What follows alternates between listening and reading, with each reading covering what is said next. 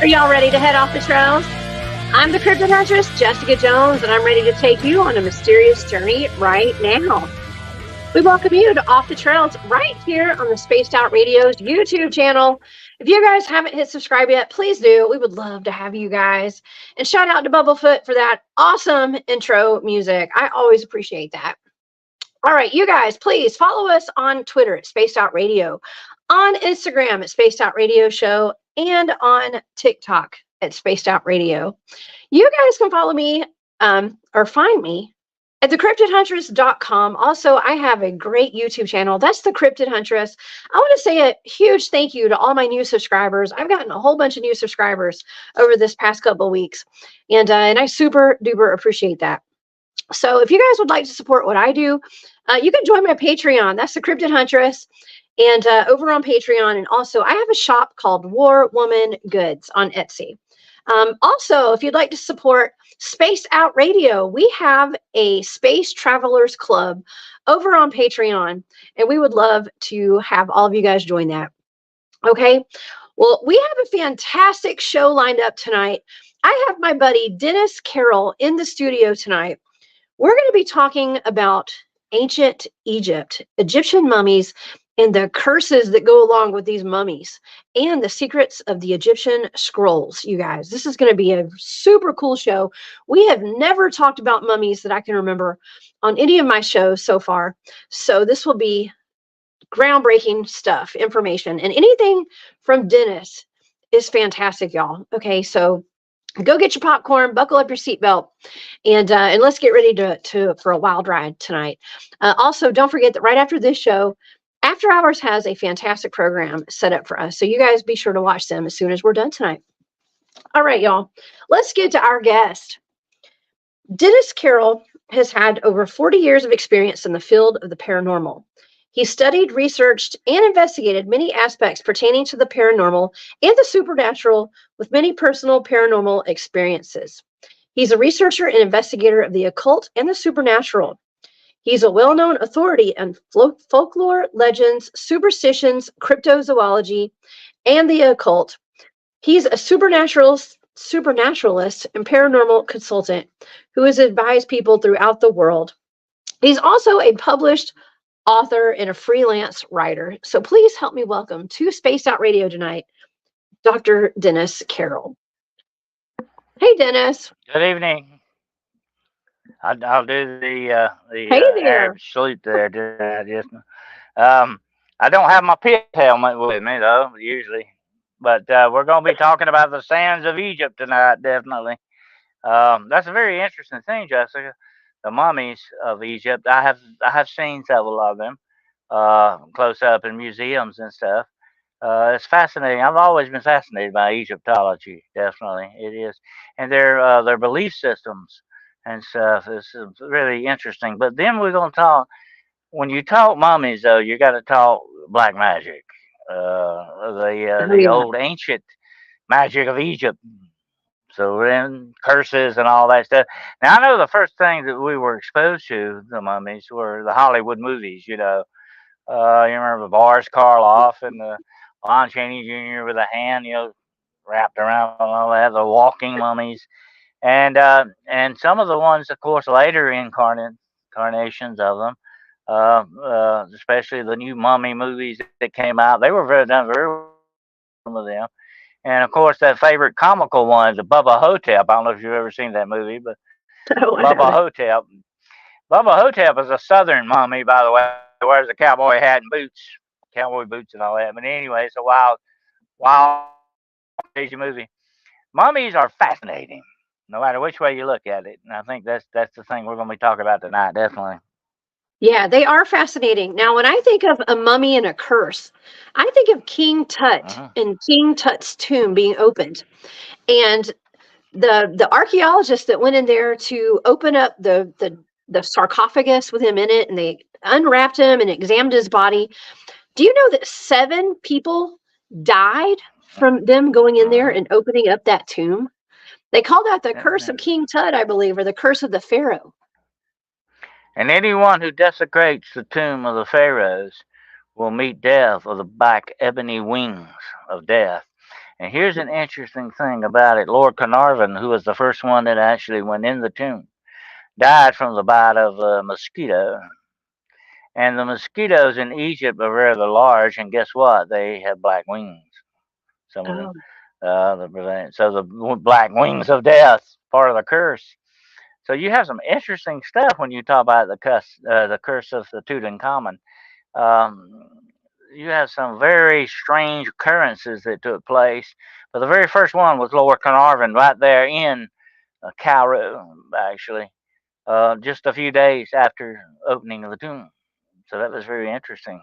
well, what I found really interesting was that the first death that was related to the King Tut's tomb being opened was the man's canary. The head archaeologist, his canary died.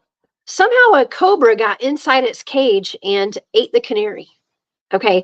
And so they actually count that as one of the deaths, I believe. Mm-hmm. Okay. So it was a little bird.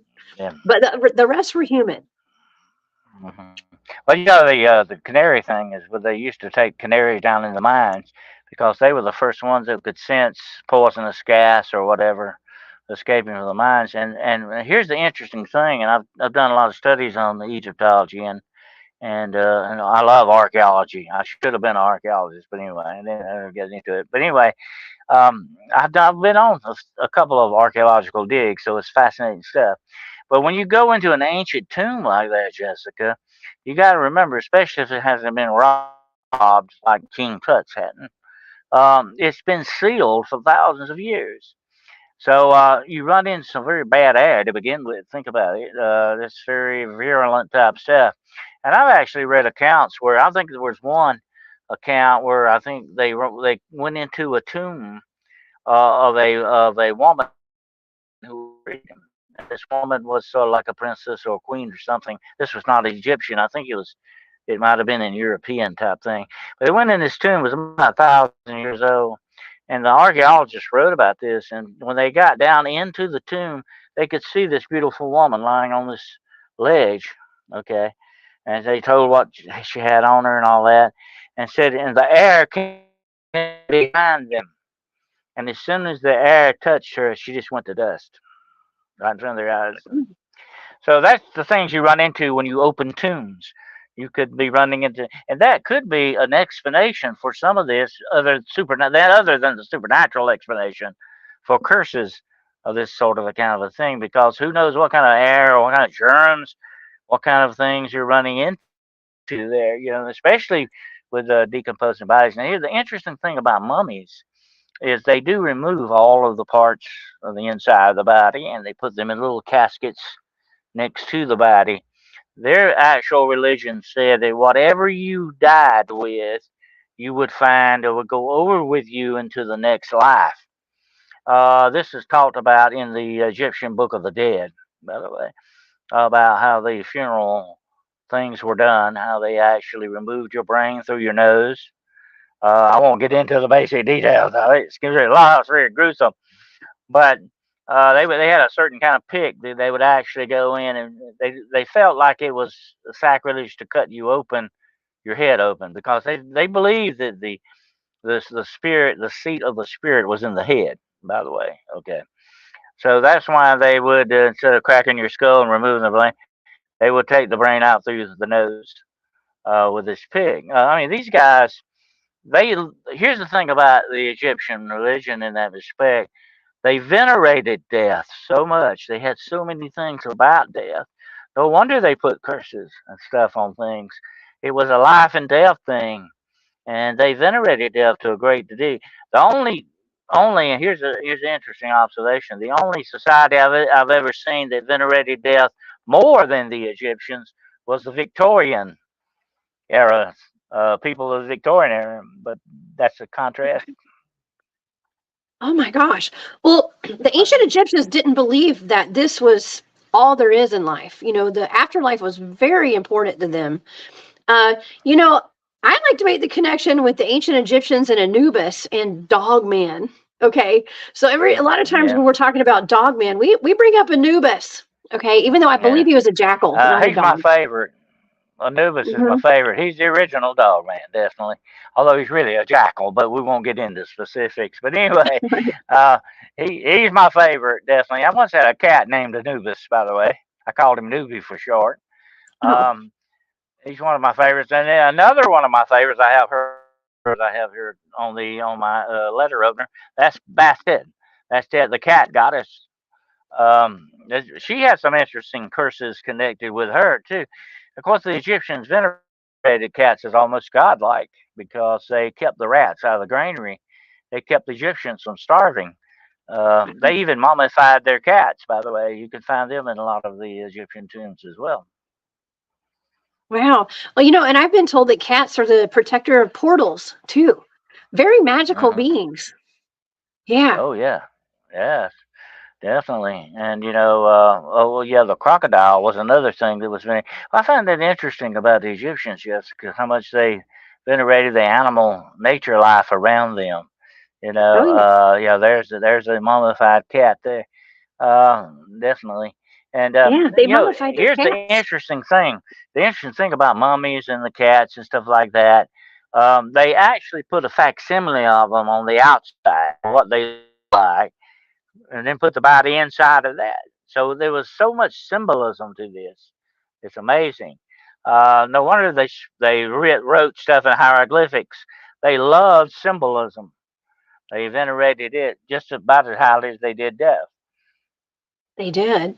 Speaking of death, when I was doing my research on mummy curses today, I came across a video where there were people discussing that it was rumored that the Titanic sunk because of a curse of a mummy that was on board the Titanic. Have you heard that?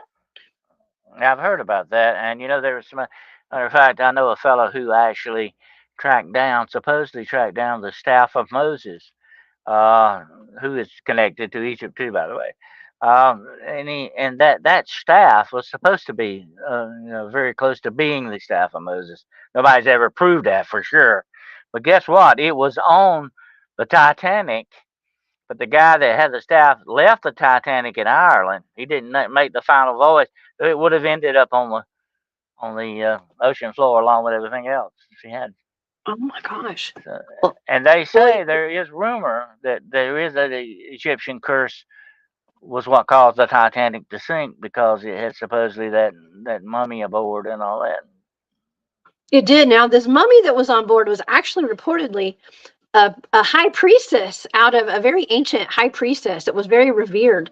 And some Uh-huh. very wealthy gentlemen had purchased this sarcophagus, I assume, that had her Uh-huh. body in it. And all of the gentlemen, I think there were four of them, Oh had yeah. horrible things that happened to them. I mean, they went from going bankrupt to losing their lives, um, Uh-huh. and sinking on the Titanic.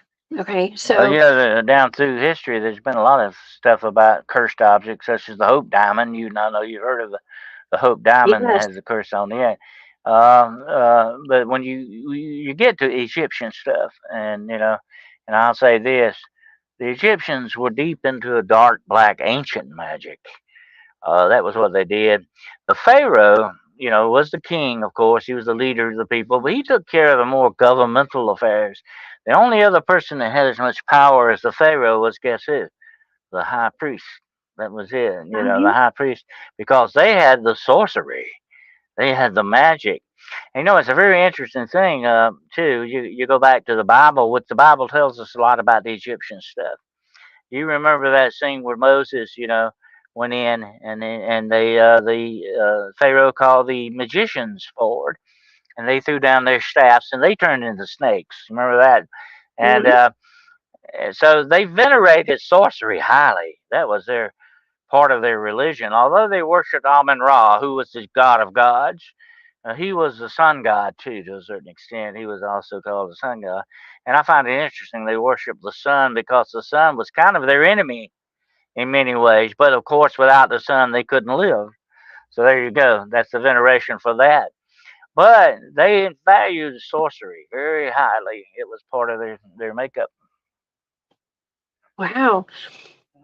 Well, it seems like today sorcery and witchcraft is really looked down upon because of all of the interreligious context. Uh-huh. a little different these days in these modern times. Oh yeah, definitely. And like that says there about the powdered mummy, you might Mhm. remember that very famous scene in Macbeth where the three weird sisters are doing the cauldron thing, and one of their ingredients is the maw and guff of a mummy. In other words, the jaw of a mummy. Actually, the Victorian peoples, even back into medieval times, venerated the mummies because they were the recipients of this magic, this sorcery. That was they're supposed to be very magical things. Wow.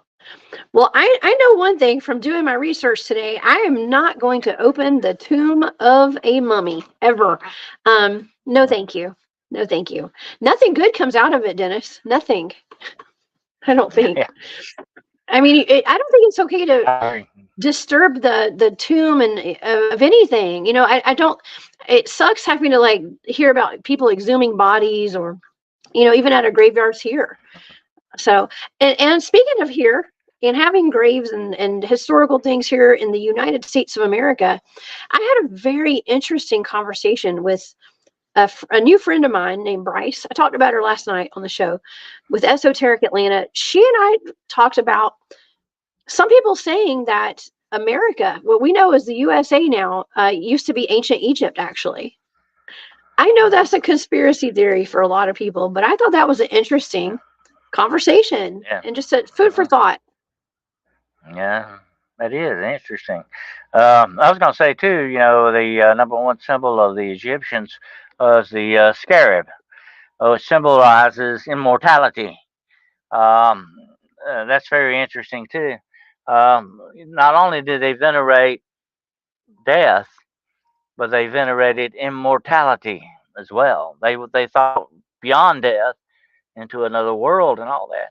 And that is why, to this day, some people say that the Egyptian Book of the Dead and things like that were connected to vortexes and portals that led from one, one place to another, or one dimensional thing to another.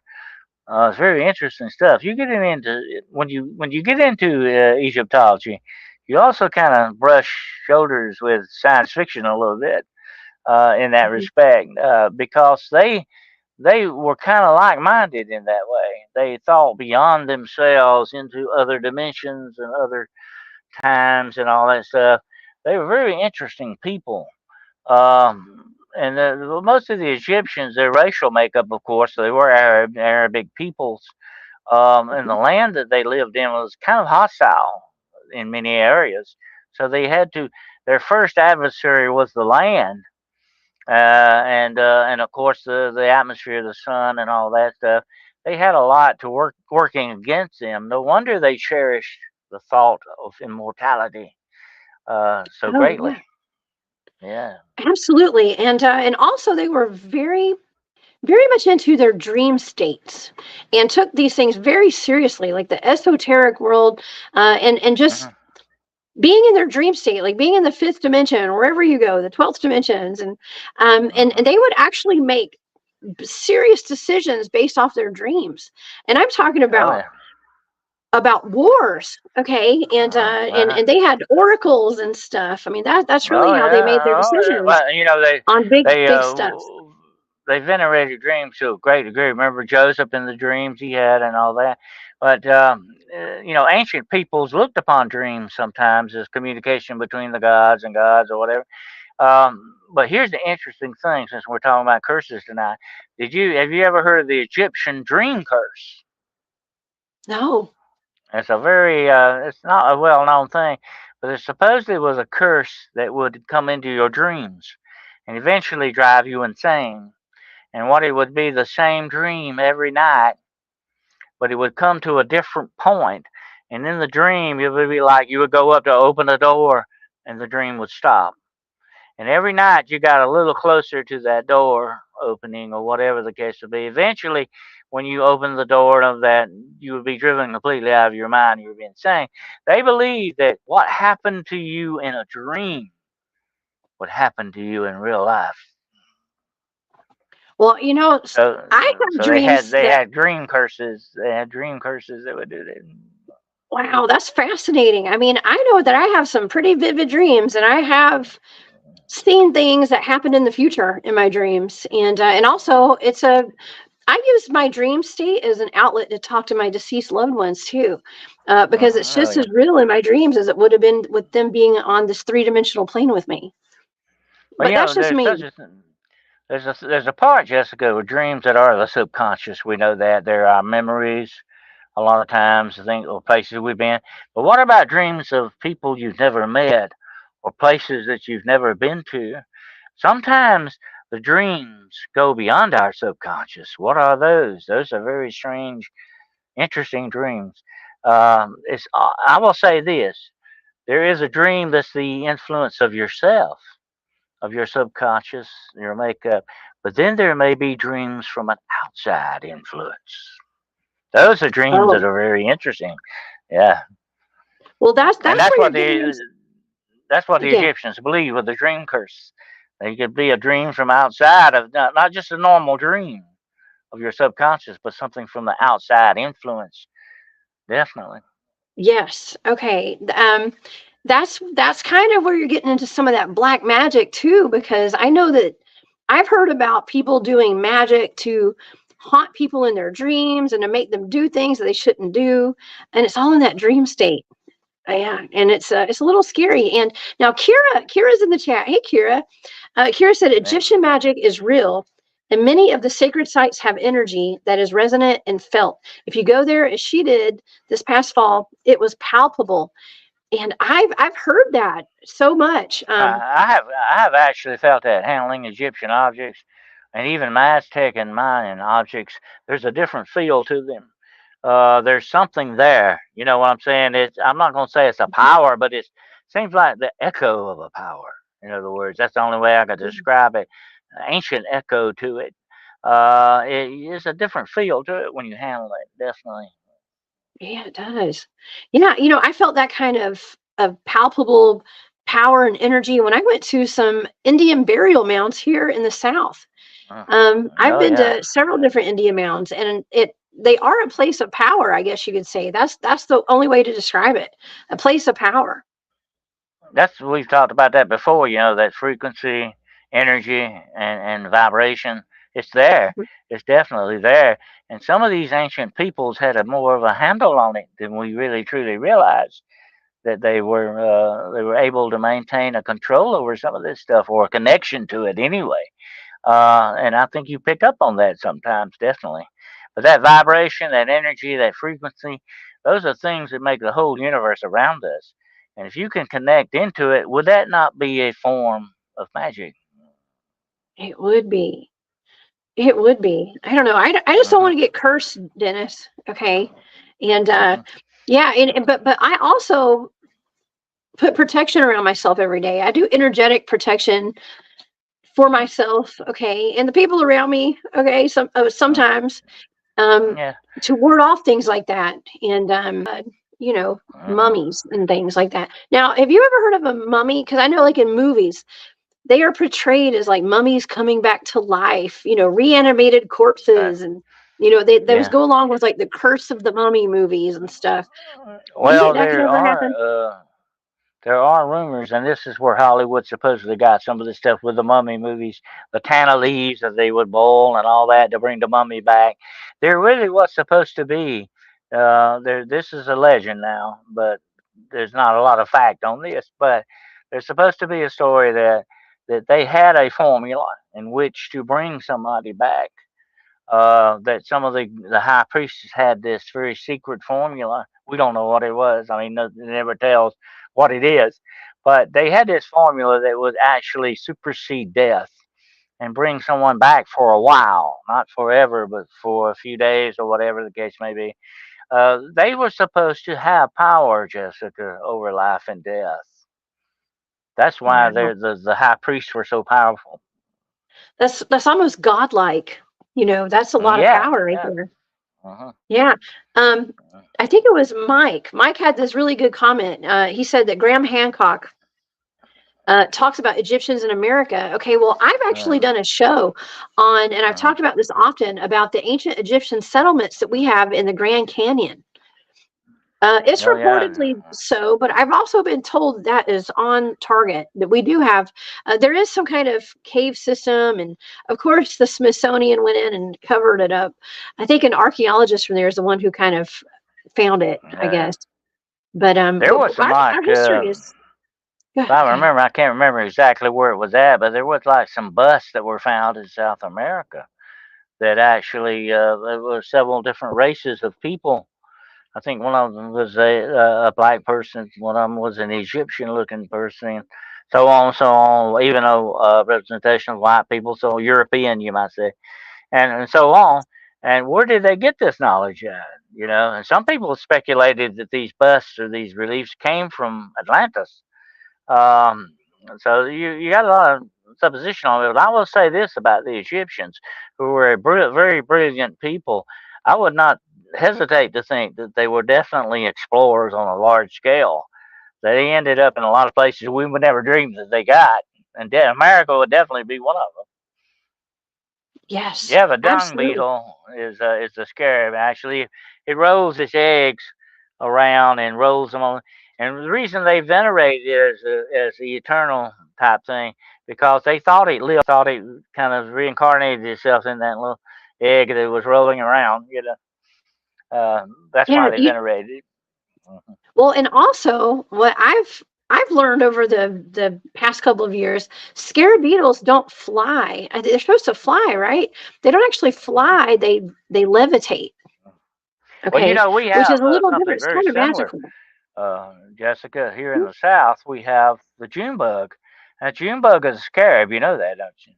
The June bugs. No, They are no, I scarab didn't know beetles, that. but they're just a different, Really? somewhat different than the Egyptian scarabs, but they are still in the same family. So if you look at a Oh, June wow. bug, you're pretty much well looking at what a scarab beetle looked like a lot. Oh, wow.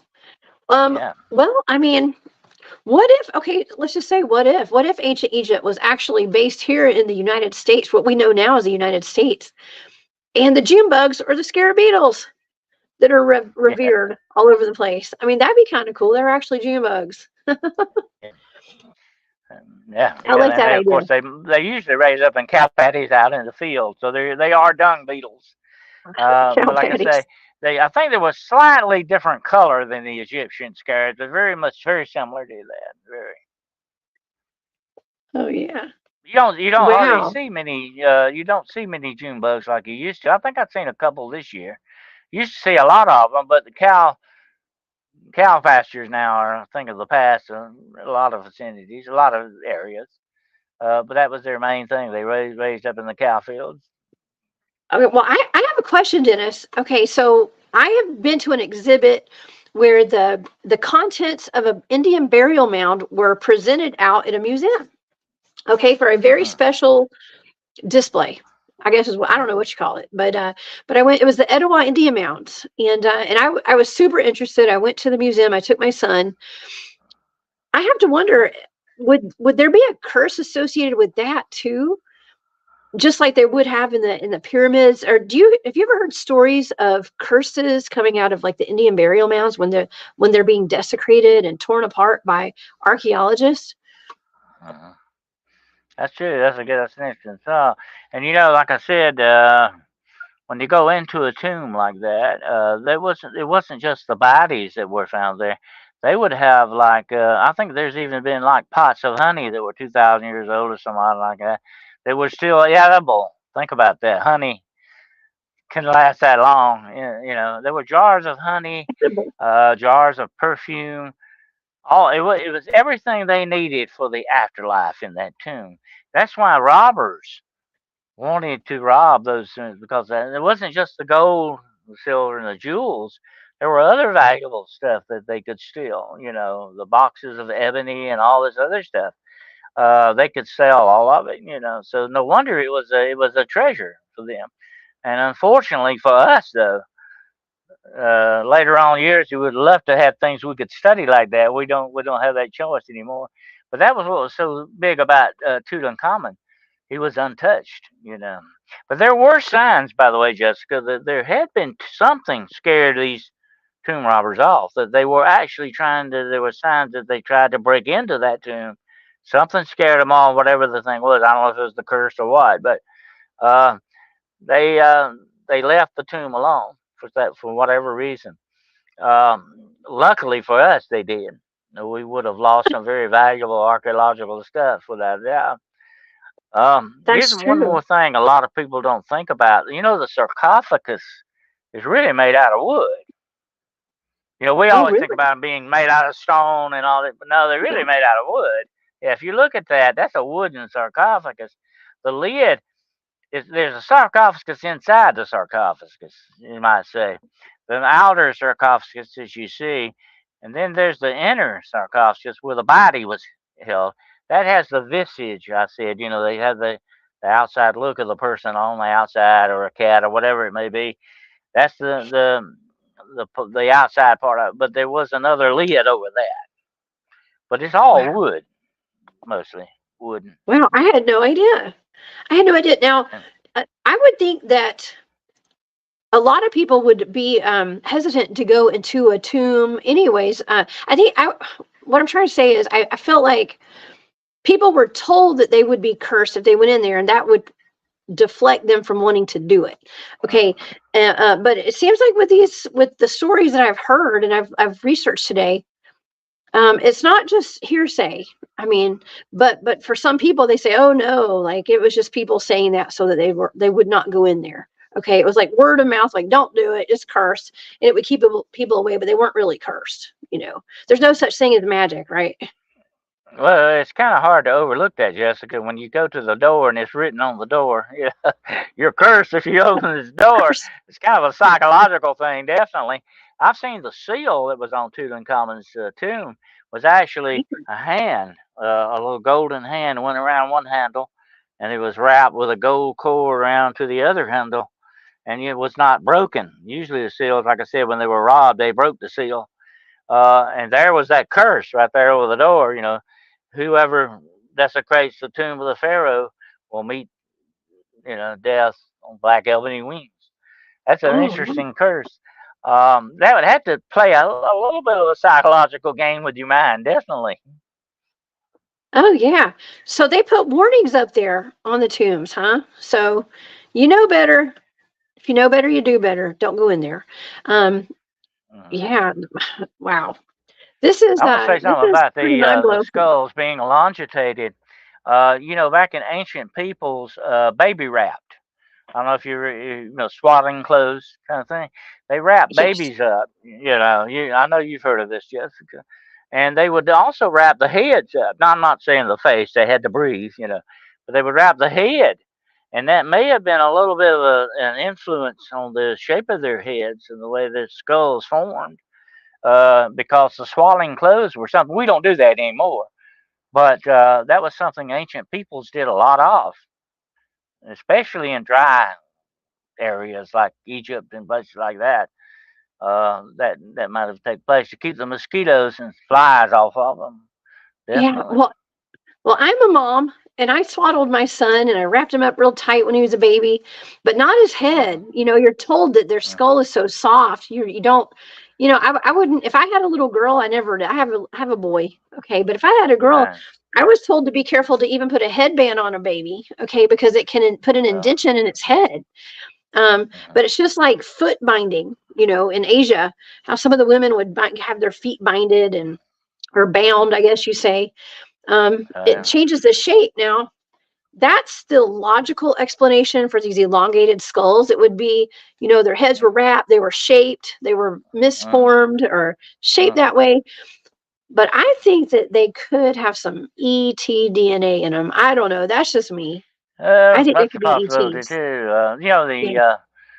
if you go back and look at the study of the ancient gods, almost every set of these gods, I don't care where you're at, Sumerian, Egyptian, Toltec, whatever the situation, they always talk about these gods coming from one place up there. And that's an interesting connection to me, you know. What's going on with that? Why is everybody talking about that? Why you never hear about gods coming from under the ground that much? A few of them, but you never hear that much of that. They're always sky guys, you know. Mhm. They're from the sky. Um, And when you look at the pyramids, the true one thing that is I will say, the heritage of Egypt, one of the seventh wonders of the world. It's amazing that they are still here. Those pyramids, yeah, that's a very well wrapped mummy there. By the way, look at the precision and time that took to do that. My gosh, uh, that's something else when you That's what think I was about it. thinking too. It's very delicate looking, and they definitely Yeah, a took their little time on that. longitated towards the back. Yeah, Oh yeah. yeah, This one's not so much. This is a little bit more, yeah. A that little more first one normal looking. was a king or a high But priest or high here's one priestess. other thing, Jessica. We got to look at the genetics of the dynasties. I think there were 17 dynasties of Egyptian dynasties. But anyway, uh, they had a lot of inbreeding there. They married their sisters. They married brothers and sisters. So that's another reason why you may have some misshapen type skulls going on there. Like we talked about on some of your other shows, the metal head kids kind of thing. They gotta look at that too. That inbreeding stuff definitely. Dream interpretation is surprisingly relevant. The dictionary of symbology seems highly relevant to our shared psyche. That's very true. The Egyptians were very big on symbolic stuff, definitely, especially when it came to dreams. Oh yeah. Well, Dennis, let's talk about these Egyptian scrolls and the secrets of Oh the yeah. Egyptian scrolls. What do you know about these secrets? Well, that goes back to what I said earlier about the high priest supposedly having this hidden knowledge of immortality, bringing people back from the dead, doing stuff like that. These were all supposedly kept on scrolls. Now, here's the interesting thing about these Egyptian scrolls. For many, many years, they just mainly did hieroglyphics on walls and all that. They didn't do scrolls that much. When you put something on a scroll, that was a very important thing. Um, because by the way, scrolls were made out of papyrus and all that stuff, so they were very hard to make, very hard to maintain. The Egyptians loved stone because it was sort of their eternal type stuff. It lasted forever. And if you displeased some of the Egyptian people, what was the first thing they did? They went and chiseled out your facial features and chiseled your name off of your tombs or whatever. That was the end of you. Your name was gone. That was the end of your history. But the scrolls are very important because they supposedly held a lot of their magical incantations and a lot of their sorcery records and all that stuff. Along with, of course, I'm sure there were governmental records kept with it too as well. But that was supposed to be very powerful stuff in itself. Here's the interesting thing about the sorcery and magic. Whenever you put, and many different cultures venerate this, when you put something down on paper, that brings it to life. That makes it more of a real thing. It gives it more juice, you might say, or juju, whatever the term you want to use. When you do that, it has a certain way of giving more power to that magic. We talked about that with magic runes, like the Vikings and all that had. It wasn't just the letters, it was the actual writing it down that gave it that life and power too. It made it more powerful. Oh my gosh. Well, okay, first of all, words are spells, right? That's why it's called spelling. And Mhm, something that's very interesting is that when I was learning remote viewing, the mhm, mind control aspect of remote viewing, we did something I like to call dream work. Okay. And I suggest that uh, everybody does this. Okay. At night, I think maybe Mike had said something. Mike Jones may have said something in the chat. Somebody in the chat said something about their dreams and writing your dreams down.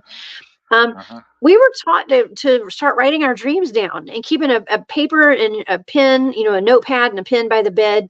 And so in the morning when you'd wake up, you could write your dreams down and you would pretty much write down like messages. You get a lot of stuff out of your dreams, but you forget them within the first couple of minutes of mhm. waking up. So you got to do it the minute you wake up. But also, if you have a question about something, and this is important for everybody watching and listening, if you have a question about anything, if you want something answered, you take your pen and your notepad and you write it out. You write it in handwriting and particularly cursive, okay, which is like has the word curse in it, okay, but you write it in cursive in a pen or whatever you got, something that flows easily, and you Stylus write or that question whatever. down. You leave it by your bed at night, and usually a lot of times that question will be answered that night in your dreams. Okay, so yeah, and that's right, John. John says cursive is That's it. is Well, in the process of being phased out in education, and that's why. yeah. Well, that's a big thing in spell casting. You know, when you write the spell out, when you write out, that's an act that you're doing. Okay, that's an act. Sort of like we've always said about faith. Faith without works is dead. You have to act on faith, and you act on this spell or curse, whatever the case may be. When you write it out, you're inputting your energy into it. You might say, and then of course the second part was that when it was written, you had to burn it. Why? You burned it because that sent it out to where it needed to go. That sent it sort of spiritually out to where it needed to go. That was the seal of the deal, as we used to say, when you burn it. And the Egyptians, priests were known to do that. They would actually write these spells out on their scrolls, and they had a certain brazier there that they would take them, and after certain sort of rituals and all that, they put it on the fire and send it to the gods. Oh wow. Okay, I just had a thought. Is that why the Vikings and a lot of different cultures would burn their dead to send them out, that have their spirits released after they died on That's funeral sort of like pyres? send them on back to where they need to go. Definitely. That's why a lot of cultures, like even the Native Americans, burned their dead to a certain extent. Yeah. It was sort of a spiritual thing. You're taking the physical and you're turning it into smoke, which is spiritual. You're sending it back where it originally came from. It's very symbolic. Well, I do recall that the process of writing in cursive and asking your question, or getting your thoughts out on paper before you go to bed at night in that cursive writing, it has something to do with your subconscious. Okay, so Yeah. it's like you connected to your subconscious, so you can connect in the ethers. Okay, and Oh you yeah. can kind of pull it down while you're sleeping, I guess. Yeah, Yeah. interesting stuff. So y'all try Yeah, it. and I always liked the Viking burials. They put you on the long ship and shoot the arrows out there. That was Yeah, that was that's a what I very want dramatic way to go. when I die. Yeah, that's what an old guy once said in Hollywood. Said it's not just your main entrance coming in, but you have a good exit going out. And definitely the Vikings did, without a doubt. But here's another thing I was going to mention. This he was talking about the skin and nails and all that. There have actually been Egyptian mummies that have been found with red hair. Yeah, And there's Kara mentioned yeah, that. yeah, She said that yeah, earlier and in the chat. there's a debate about that, whether it was the embalming that actually turned the hair red, or was it natural red hair? We still don't really know. A lot of work has to be done yet on that. But that's very interesting. And here's one more thing. And we talked about, I think this is on one of your shows, about the red hair giants. Red hair seems to have something to, and some people have said with either alien DNA or something weird's going on with the red hair and the blue eyes, thing. There's only like one ancestor for everybody that has blue and green eyes and all this stuff. The DNA, the Rh negative, and all this stuff, weird stuff going on with that. And I think some of that has been found in Egyptian tombs, because definitely, and there are some release of some of the pharaohs, and they were very meticulous. You showed that mummy earlier how meticulous they were about things like that. That these reliefs of the pharaohs were painted with blue eyes. Where did they get Wow. that? you know, Yeah, that's very wow. interesting. Yeah, a lot Yeah. of the giants did. The giants from Lovelock Cave, they said them they had red hair. The giant of Mm. Kandahar, was a red-headed giant. And Brian has a good point. He said, "I have red hair. Why am I 5'7"?" Hey, I feel you. Listen, I had red hair when I was a kid. For a short period, my hair Yeah. changed colors. Yeah, I went from having Yeah. black Well, hair to red hair uh, to brown and hair. some people born with blue eyes, their eyes turn brown.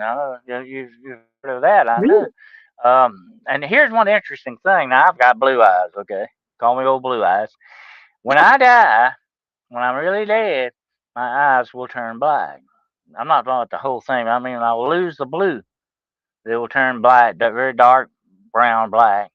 Blue eyed people do that. I've worked in a morgue several times. And when you deceased like that, if you are blue-eyed, your eyes you'll lose that blue, or that green, as the case may be.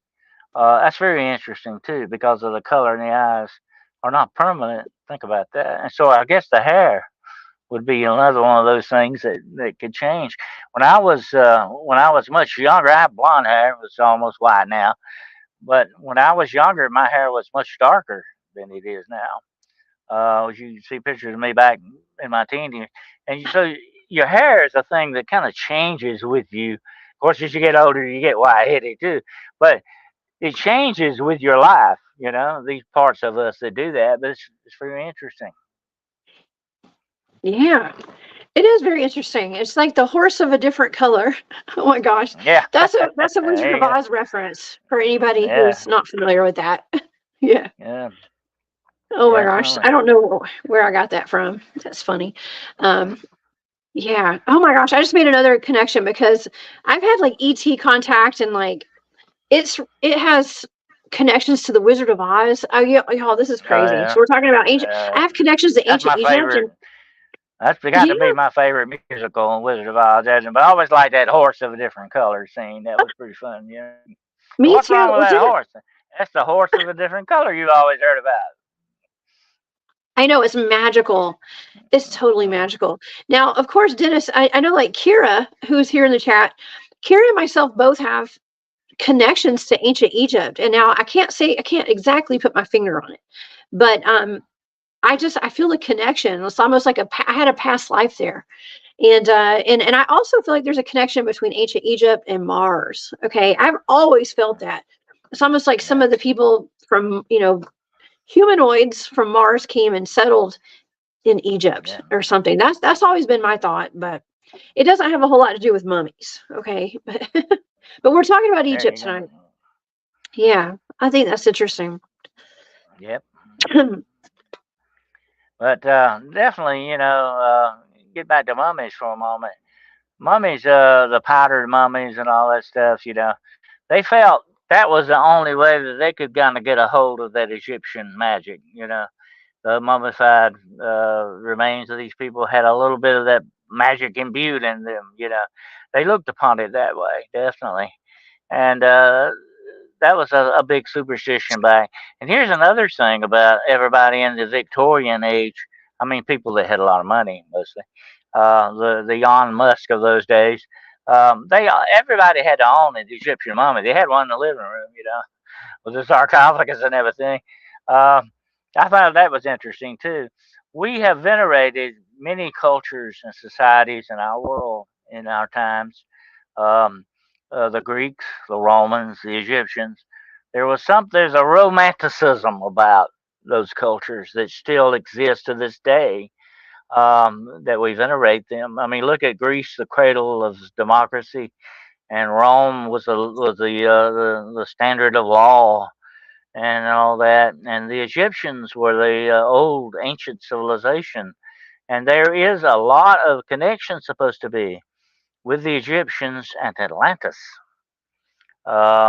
When Oh, Homer and all those talked about Atlantis, they connected it to people who were historians in Egypt that talked about this. So Egypt was the oh, seat of learning in the ancient world, without doubt. That's why I say wow. they would have made great explorers. I know they did. Oh, yeah. Well, okay, so going back to that ancient Egyptian settlement in the Grand Canyon, somebody in the chat, I forgot who it was, I'm not sure, mentioned, it might have been Mike again, but they mentioned Cleopatra and Mark Antony coming to America. like like Eddie Murphy. Just kidding. Coming to America. That's one of my favorite movies. But The it was actually interesting their thing about children, I Cleopatra, believe. I've studied Cleopatra a lot. She's supposed to have held the snake to her and committed suicide with the serpent and all that. Cleopatra was actually Greek. She wasn't Egyptian, by the way. She was the queen of Egypt, but she got that from her dad. Okay, she inherited that thing, and he was Greek. They were part of the Greeks that ruled over ancient Egypt from Alexander the Great. So she was not Egyptian. Okay, definitely not. But Oh wow. she's a fascinating woman. She was one of the most ancient, powerful women that ever lived. I mean, she had Rome by the coattails. She could do a lot. She was a very interesting person. Now, was Cleopatra mummified? Do Huh? you know? Was Cleopatra mummified? Did they mummify her? They said, well, she probably was because she was actually buried by the Egyptians. She ruled. She was their queen. They would have definitely mummified her. But to this day, we do not know where her tomb is. We do. There are some clues about it, and some archaeologists claim here very recently they think they may have found her tomb. But they here's the interesting thing about Egyptology archaeology. It seems like it takes them forever to open a tomb nowadays. Back in the old days, in Lord Carnarvon, he went and opened that thing. He didn't wait on it. He didn't wait. But nowadays, there's a whole different ball game. And I think one of them reported that might be the tomb of Cleopatra was found 3 or 4 years ago. They just never ever got, permission to go into it or whatever the case may be. She lies in state somewhere in a very fabulous tomb, if it hasn't been robbed, along with Mark Antony. Mark Antony was supposedly buried with her as well. Oh my gosh, there is so much history that is hidden from us, and for probably, I mean, I would say some people say for good reason. I guess I don't know. I mean, what if? Let's just say what if these Indian burial mounds? What if we do have pyramids in the United States, Dennis? And they're opened up. We find ancient Egyptian tombs, and people, I mean, get cursed and stuff. I mean, I'm thinking of the Indian burial mounds mostly. Okay, I'm kind of relating them to the pyramids in Egypt. The curses know no bounds. It's like an archaeologist or a tomb robber, right? A grave robber. They're both going to get cursed, right? I mean, it doesn't matter who opens it. They're both going to get cursed. Am I right? Well, when you go back to the ancient peoples, Jessica, there were a lot of taboos, certain things you didn't do. And two of the biggies were cannibalism and disturbing the dead, okay? You didn't do either one of those to get away with it. And that's found through many cultures, including the Native Americans, the Egyptians, everybody. You just did not, you venerated the dead. They were your ancestors. There's a lot of ancestor worship went on back in those days, more so than now, of course. Well, you can still see that in Day of the Dead celebrations and stuff like that. There was a lot of ancestor worship, and you just did not mess with the ancestors. That was just a big no-no, whether you robbed their graves or whatever. There were even certain Native American Indian cultures that said you could not even pass through a burial ground. That was a big taboo. They would kill you for doing it. You could lose your life for walking through there. You didn't mess with the dead. You didn't eat people, and you didn't mess with the dead. Those are two biggies in ancient cultures. Here's one more thing I'll say about the pyramids, without a doubt. I cannot believe, knowing the Egyptians the way I know, the way they must have thought, that there aren't some secret rooms in those pyramids somewhere down below there or whatever. Those people didn't just put all those big pyramids up just for to look at. You know what I'm saying? They had a reason behind, a very interesting reason. And what is so interesting in our day is we still don't know why. You know, Oh my they, gosh. they, although they were meticulous record keepers, there's a lot of records we don't have of that, and we can't really understand their true thoughtful thoughts of their minds and why they did these things. But there have been, even in our times, secret rooms found in those pyramids and underneath them. I think even under the Sphinx, for that matter. And the Sphinx is not as old as the pyramids, by the way. Some people say it may be older. You got a lot of contention on that. Archaeologists argue a lot. Okay, but the interesting thing about knowing the Egyptians, I just don't see why they wouldn't. They had to have a very valuable reason. There has to be something hidden here we're not catching on to. Definitely, without that. Oh yeah. Well, something that we have not really touched on too much today was something that I talked about last night on my show, and we were talking about with Ron Murphy, the cryptid guru. We were talking about graves being desecrated of people who were thought to be werewolves and witches. Okay, here in the United States, and we had some personal cases of it, some cases that we know of personally. And people will go out, like teenagers will go out there on the weekends and urinate on the graves and do it and tear the tomb, the headstones apart and stuff. It's just horrible stuff. But they get cursed, and they know they're going to get cursed. It's part of the adrenaline rush, I guess, is getting cursed. So it happens in modern day. It's happening here in the U.S. It's happening all over the world. People walking that tightrope and trying to get a good thrill out of getting cursed, you know, some of them. But I don't recommend it, Dennis. I don't recommend it. And this has been amazing, Dennis. We're at the end of our hour already. This has been a fantastic show. Yeah, that's off quick. Interesting subject. Very interesting. It's different. I love it. It's so different. One more thing I'll say right quick about the Egyptians. Okay, they were big about shapeshifting. Okay, because that's where you get Anubis having the head of the jackal and the body of a man. They were big into shapeshifting. There's a lot of interesting things about the Egyptians. So I tell everybody out there listening to us tonight, go research some more on it. It's fascinating stuff, definitely. Extremely fascinating. Absolutely. And so, Dennis, tell the audience where they can find you. Tell them about your YouTube channel and the shows that you're doing right now. Okay. You can listen to me every Sunday night at 9 o'clock with Grizzly Chris on Demonology Today. That's every Sunday night at 9 p.m. Eastern Standard Time. And then my podcast, Hunting the Shadows, that's every Wednesday night at 9 o'clock p.m. Eastern Standard Time. And then bi-monthly, I have another little podcast called Paranormal POV, Point of View. And I interview authors and talk about books and stuff like that. Matter of fact, I'm hoping I'll get a very famous author this week on Paranormal Point of View. I'm working on it in the background, okay? You can reach me at DennisWCarroll.com, or you can email me at DennisCarroll@gmail.com. And my books are on Barnes & Noble and Amazon. Awesome. You guys go cop a book, y'all. Get a book and go support Dennis. You guys, please go subscribe to his YouTube channel. It is amazing. I have so much fun having you on my shows, Dennis. Thank you for being here tonight. You are the best. It's always enjoyable.